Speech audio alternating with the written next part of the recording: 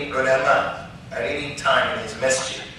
Abu Bakr is an alim, Umar is an alim, Uthman, Ali, Abdullah ibn Umar, Abdullah ibn Mas'ud, Abdullah ibn Amr ibn al-As, Abu Sa'id al-Khudri. All of them were ulama. Ubay ibn Ka'b, Mu'adh ibn Jabal. They were ulama, sitting in the masjid at one time. Even from the Nisa, they were alimat, women who knew their religion. The person can go to Aisha and ask her about the religion. The man can go to Aisha. Anas ibn Malik said that the companions didn't have ikhtilaf about anything, but when they went, the rijal, the men, if they had ikhtilaf, they would go to Aisha and they would find the hafiz with her.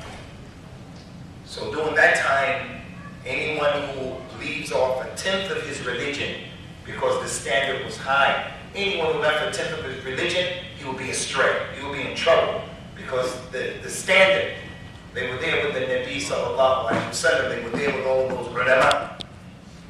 He said there's going to come a time when there are many khutbah and only a few ulama.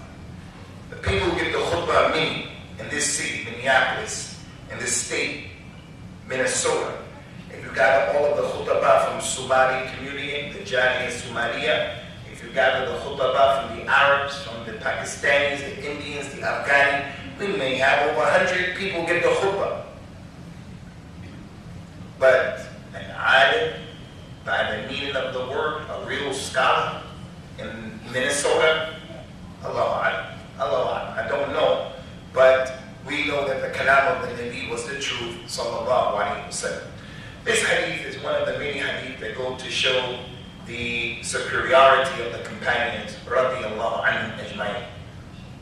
The companions are superior to everybody else who comes after them. The Nabi told the people, sallallahu alayhi wa sallam, لا تسبوا أصحابي فوالذي نفسي بيده لو أنفق أحدكم مثل أحد ذهب ما بلغ مد أحدهم ولا نصيفا. Don't curse my companions. Don't any of you curse my companions. Muawiyah, anybody. Don't curse my companions. I swear by Allah, if one of you were to spend the size of Mount Uhud, fi sabilillah, in gold, it wouldn't equal a mud of what one of them spent, or half of a mud. A mud is when you take 2 hands and you take 4 hands of raisins, 4 hands of dates, 4 hands of pepper, salt. Half of that, Bilal ibn Rabah, he gives 2 hands of dates, fi sabilillah. If you spend all of Uhud, you wouldn't reach that. So it's amazing, it makes the hat want to fly off, that there are some people consider themselves Muslims, they curse Abu Bakr and Umar. They believe that Abu Bakr and Umar are homosexuals. They believe that Aisha was a Zania. They believe that the companions irtaddu and deenim after the Nabi sallallahu alaihi wasallam. People think that they're Muslims. Okay, in this masjid, nobody believes that. Nobody believes that in this masjid. Because Somali community, Mr. on the fitra, the Africa, our fitra, nobody believes that those companions are muhtadeen. But here comes someone, he believes that, and I'm going to cooperate with him. I'm going to be like that with him. La wallahi. If someone believes that, I'm not going to sit with him. Someone believes that, I'm going to be an individual who's going to take a motive. My mother, who's a non-Muslimah, may Allah guide her to al-hidayah. My mother, non-Muslim. If anybody here said, your mother, Abu, your mother is a Zania, you and me and you, we're going to have a problem. We're going to have a problem if you said that about my mother. I don't care who you are. You say that about my mother who gave birth to me, you're going to have a problem, you and me. My mother, if she dies the way she is right now in that state, she's going to be from the ashab of the Nar. And Allah guided to Islam. Whereas our mother Aisha, she's from the awliya of Allah Azza wa Jalla. And Nabiyyu awla bil mu'minina min anfusihim wa azwajuhum ummahatuhum. Aisha is from the ummahat al-mu'minin. So if someone comes and says about your mother Aisha, the daughter of Abu Bakr radiallahu anhu, she is better than everybody's mother here. Everybody. Aisha is better than all of our mothers. If someone comes and says, your mother who gave birth to you, she's Zania, Badia, you're going to say, what? This little boy doesn't have to be taught that he has to defend the izzah and the sharaf of his mother. So, the little boy, he doesn't curse the companions. No one here curses the companions. But if someone came who cursed the companion, I don't curse them. I don't believe in that. I'm not sitting with him. There's no cooperation with that individual, other than to let you know, if you don't change your position, you're going to be in trouble. So the point here, is, those companions, radiallahu anhum, they are the standard bearer for this ummah. Yawm al-Qiyamah, if your Islam isn't similar to the Islam of Abu Bakr, Umar, Uthman, and Ali, you're in trouble. If your Aqidah is not the Aqidah of Abu Bakr, Umar, Uthman, and Ali, you're in trouble. If your Ibadah is not like the Ibadah of Abu Bakr, Umar, Uthman, and Ali, you're in trouble. The only Islam Allah is going to accept on Qiyamah is the Islam that is similar to the Islam of those companions, radiallahu anhum ajmain. Who in his right mind is going to argue with that point? Who in his right mind? Who in his right mind? No one. So what we want to do today, inshallah ta'ala, is we want to take these few minutes, inshallah, to talk about something about how the companions used to look at an aspect of our religion and how we look at that thing today. How the Muslims are today. It's no wonder all of the fitan, all of the mashakil, all of the problems that the Muslims have today in our countries is a direct result as to how we look at this issue. So what we want to do is, we want to consider, and we want to study, and we want to mention, how did the companions look at the salat and the importance of the salat? And how do the people look at the salat today? The way we just prayed just now, this prayer that we just made right now. If some of those companions came and saw how we just prayed, some of them will make inkar on us, the way we just prayed. Now let me just say, first of all, I'm not here to put anybody down. I'm just here to remind the administration of this masjid. I'm here to remind the A'imma and the Mu'allimeen of this masjid. I'm here to remind the fathers and the mothers of this masjid. I'm here to remind you young brothers, you Muslims, of the importance of this salat and how the companions looked at it, radiallahu anhum ajma'in. Allah Ta'ala's Nabi told the people, sallallahu alayhi wa sallam, إِنَّ أَوَّلَ مَا يُحَاسَبُ بِهِ الْعَبْدُ مِنْ أَعْمَالِهِ يَوْمُ الْقِيَامَةِ الصَّلَاةِ. The very first thing Allah is going to ask you about Yawm al-Qiyamah, He's not going to ask you about birr al-walidain. He's not going to ask you about silat al-rahim. He's not going to ask you about riba.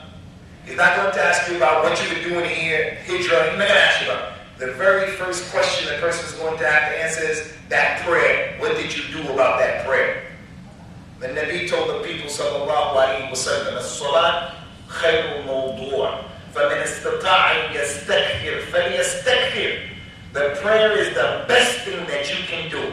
Nothing that you did today is more important than the salat that you prayed, other than saying La ilaha illallah. The tawheed of Allah is the only thing, but in terms of actions, giving salams, any action you did, nothing is comparable to this salat. It's the best thing you did today. He says, so one has the ability, let him pray a lot. Let him pray as many times as he possibly can pray. It's important. So for the young people, crazy condition. The Nabi was given some special things, some khasa'is. In one hadith, he said, "U'titu khamsa, lan yu'tahunna ahadan qabli." I was given 5 things no other prophet was given before me. He was given more than that, but in this hadith he mentioned 5. The very first thing that he mentioned that he was given that no other Nabi was given, sallallahu alaihi wasallam, was جُعِلَتْ لِي الْأَرْض مَسْجِدًا وَطَهُورًا فَأَيُّمَا رَجُلٍ مِّنْ أُمَّتِي أَدْرَكَتْهُ الصَّلَاةُ فَلْيُصَلِّ. The earth has been made for me and my ummah, a masjid and a purifier. So any person, when the salat comes, let him pray. That wasn't like in the past, the Yahud and the Nasara, Ahlul Kitab. They used to have to go to their ma'bad. They used to have to pray in their masjid, in their temple. In Islam, the Muslim, he can, if he doesn't have water, he makes tayammum from the earth. He can pray anywhere in the earth, anywhere. He just can't pray in a few places, just a few places. Can't pray in the maqbara. He can't pray where the camels are. He can't pray where there's najasa, but he can pray anywhere. So the point is, the Muslim kid is in the university. The Muslim kid is 15, he's in high school. The Muslim he drives a truck, he's a teacher. The Muslim is a doctor. Whatever his profession is, he's not supposed to leave that salah. He's not supposed to leave that salah. He doesn't have an excuse. Even if he's a doctor, he does brain surgery. He does implants of the organs. Islam allows him to combine Dhuhr and Asr, Maghrib and Isha, and he's in Minnesota, where he comes from, Minneapolis. He knows he's going to take an exam. The student's going to take an exam, and the exam is going to be 4 or 5 hours. He can't tell the people to go pray. So Islam allowed him in that special condition to go and pray and combine Dhuhr, 4 rakats, with Asr, 4 rakats. Maghrib, 3 rakats, with Isha, 4 rakats. The important thing is, he can't let Salah come and go just like that. He doesn't pray. There's no excuse. He's an astronaut. He goes up in the sky. He has to pray. He goes down in the submarine. He has to pray. He's a soldier, policeman, whatever. He has to pray. That's how the companions looked at the prayer. Not like the people today. Allah Ghafur Rahim. Let us take a look at the salaf of this ummah. Our righteous predecessors, starting with the companions, and then after them, the tabi'een, and then after them, the atba' the tabi'een. And let us consider how they looked at this prayer and how we look at the prayer. There was a tabi'i. His name is Abdullah ibn Shaqiq al-Uqayli. He's from the Thabat, from the tabi'een. Learned from a lot of the companions. Abdullah ibn Shaqiq al-Uqayli, he said about the companions radiyallahu anhum ajma'in wa ardahum ma kana ashabu nabi sallallahu alayhi wa sallam yaruna shay'an min al-a'mal tarkuhu kufra ghayr as-salah. The companions, they didn't look at any action. If a person abandoned it and they didn't do it, they didn't look at anything as kufr other than this prayer. During the time of the companions, if you were a person, you didn't make jihad, there's a big jihad. You didn't go to Badr, you didn't go to Uhud, you didn't go to Bani Mustala, and the companions knew, they said about you, la'alla, rubbama, maybe he has an excuse, maybe his mother needs him, maybe he doesn't have a horse. If the companion knew you didn't give zakat, they said, la'alla, rubbama, maybe he doesn't have the money, maybe then the people want to break. If you didn't make hajj, they gave you an excuse. If you didn't wear hijab, the girl is without hijab, no hijab. The companion said, la'alla rubbama, maybe she's a new Muslim, maybe she's an amma. But if they knew this person doesn't pray, they said that person's a kafir. That person's a munafiq. No doubt about it. There was no question. No la'alla, no rubbama. They said that person is a kafir. And that's because of the hadith of the Nabi sallallahu alayhi wa alihi wa sallam. العهد الذي بيننا وبينهم الصلاة من تركها فقد كفر. The difference between us and those people out there, you Muslims, Charlie, Bob, John, white people, black people, Sikh, Hindus, agnostics, the difference between us and them is the prayer. Whoever abandons it is a disbeliever. The companions, they don't earn that. Now, I think we all know somebody. Relatives, people close to us, they live with us, they don't even pray. They don't pray, we know that. But we look at them as Muslims, we give them salams, and we give them huquq. Those companions were not like that. Because they knew that one of the identifying characteristics of a Muslim is he has to pray. She has to pray. If they're lax about that prayer, there's something wrong with their iman. Al-Imam Ibn Hazm, in the book Kitab al-Kaba'ir by Imam al-Dhahabi, Ibn Hazm said, I don't know any sin after a shirk billah that's bigger and greater than a man allowing salah to come and go. So the scholars of the Salaf of the opinion that the Akbar al-Kaba'ir after shirk is not praying. It's more than murder. It's more than murder. If you take someone's life, you make i'tida and zulm on that person. When you don't pray, you go overboard in relationship to the haqq of Allah Azza wa Jalla. He gave you life, he gave you all that stuff.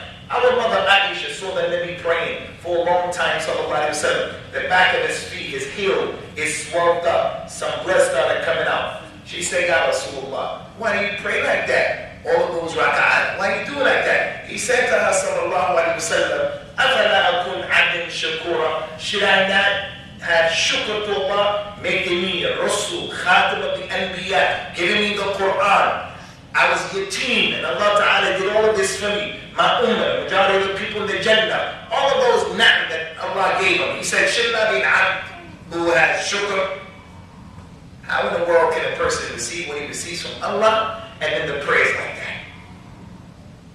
Concerning the people of the past, one of the greatest ulama from the Tabi'een was a man by the name of Ibrahim al-Nakha'i.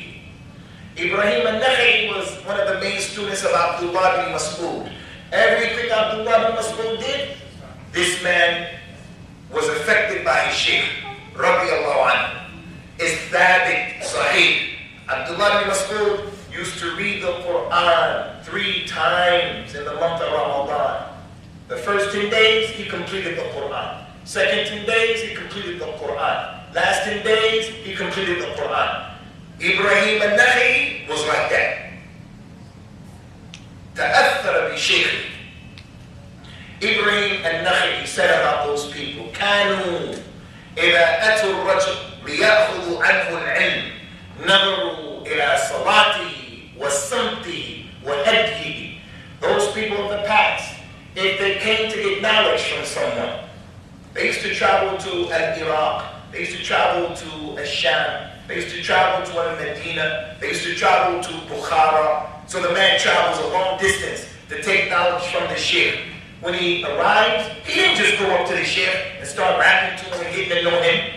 No, he came and he just was in the cut. People didn't know he was there. He said they used to, before taking knowledge, they would look at how the sheikh prayed.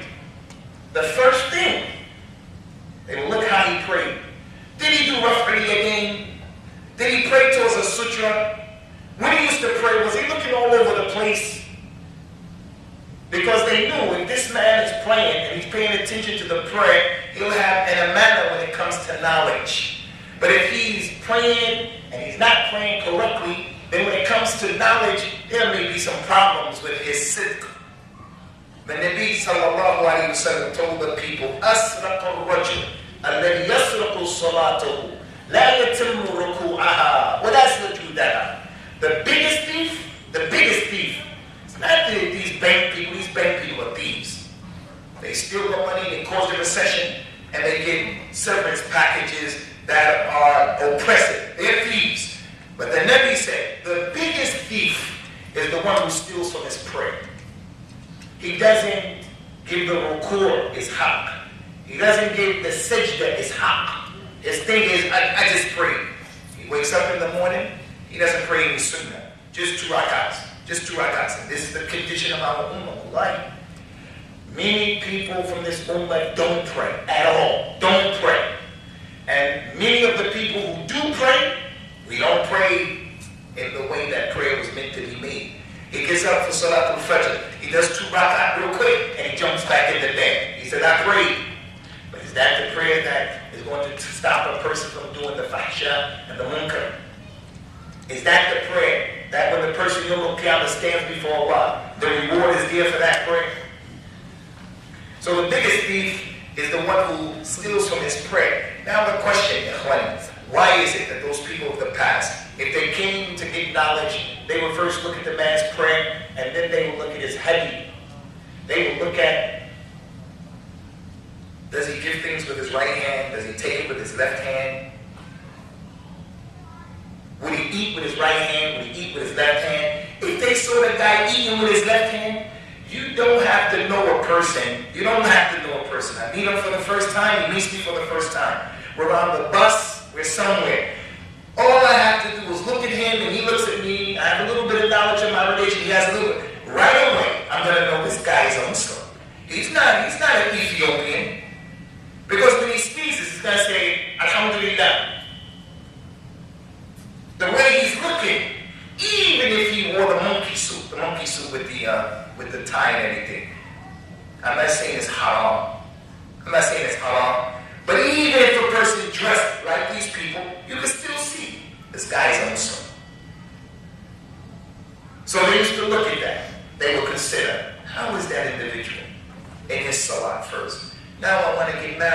someone wants to marry my daughter.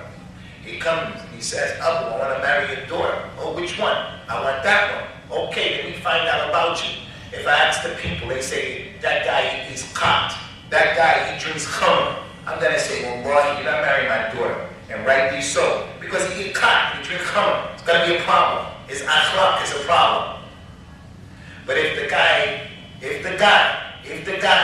is said he has a good job, but he doesn't pray, many people will let him get married to the daughter. Although eating khat and drinking khamr is lesser than abandoning prayer. Abandoning prayer is bigger in Islam than eating khat and drinking khamr. When we find someone who drinks khamr, someone who gets high, does drugs, the community looks at that individual and we say, A'udhu billah, A'id, and rightly so. But an individual who doesn't pray, and the people don't look at it the same way, although the salat is more important. How are those people in the past, those companions of the Nabi sallallahu alayhi wa sallam? When it came to the salat, the Nabi told the people about another mu'jizah, from his many mu'jizat that prove he's the Nabi of Islam. He sat and he used to tell the people about the ashrat of the sun, especially about the Dajjal.